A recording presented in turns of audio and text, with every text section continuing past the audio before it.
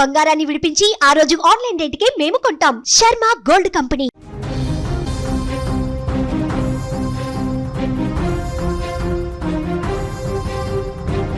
Japan మరోమారు వినాశనకరమైన భూకంపంతో అతలాకుతలమైంది. Japan ఈశాన్య తీరంలో భారీ తీవ్రతతోటి భూకంపం సంభవించింది.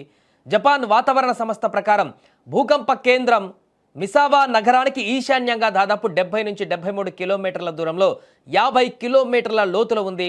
భూకంపం చాలా బలంగా ఉండడం వలన అనేక ప్రాంతాలలో భవనాలు కంపించాయి, భయాందోళనలు కలిగించాయి.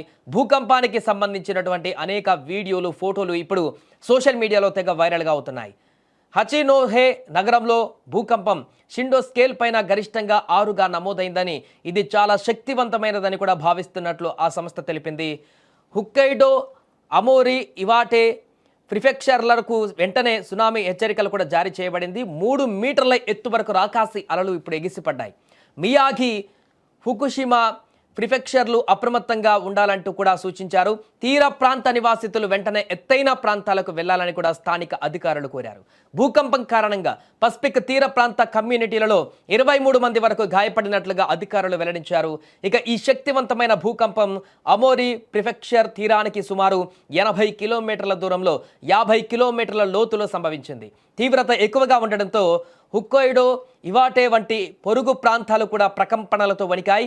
సునామీ హెచ్చరికల నేపథ్యంలో 90,000 మంది ప్రజలు అత్యవసరంగా ఇళ్లను ఖాళీ చేసి సురక్షిత ప్రాంతాలకు వెళ్లవలసి వచ్చింది. అదృష్టవశాత్తు అంచనా వేసినంత భారీ సునామీ తరంగాలు కాకుండా గరిష్టంగా 70 సెంటీమీటర్ల తరంగాలు మాత్రమే నమోదయ్యాయి.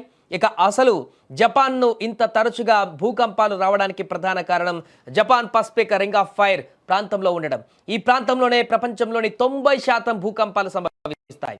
జపాన్ ఖచ్చితంగా 4 ప్రధాన టెక్టోనిక్ ప్లేట్ల కలిసేటువంటి అంచనా ఉంది. ఈ ప్లేట్లో నిరంతరము ఒకదానికొకటి ఢీకొంటూ లేదా ఒకదాని కిందట ఒకటి జారిపోతూ ఉంటాయి. సో ఈ కదలికల వల్ల పేరుకుపోయిన శక్తి ఒక్కసారిగా విడుదలైనప్పుడు మనకు భూకంపాలు సంభవిస్తాయి. అందుకే జపాన్ ప్రపంచంలోనే అత్యంత ప్రమాదకరమైనటువంటి భూకంప మండలాలలో ఒకటి. అయితే జపాన్ దేశం ప్రపంచంలోనే అత్యుత్తమ నిర్మాణ సాంకేతిక మరియు ముందస్తు హెచ్చరిక వ్యవస్థలను కలిగి ఉంది. అందుకే పెను ప్రమాదాల నుంచి కూడా ఈజీగా బయటపడగలుగుతుంది.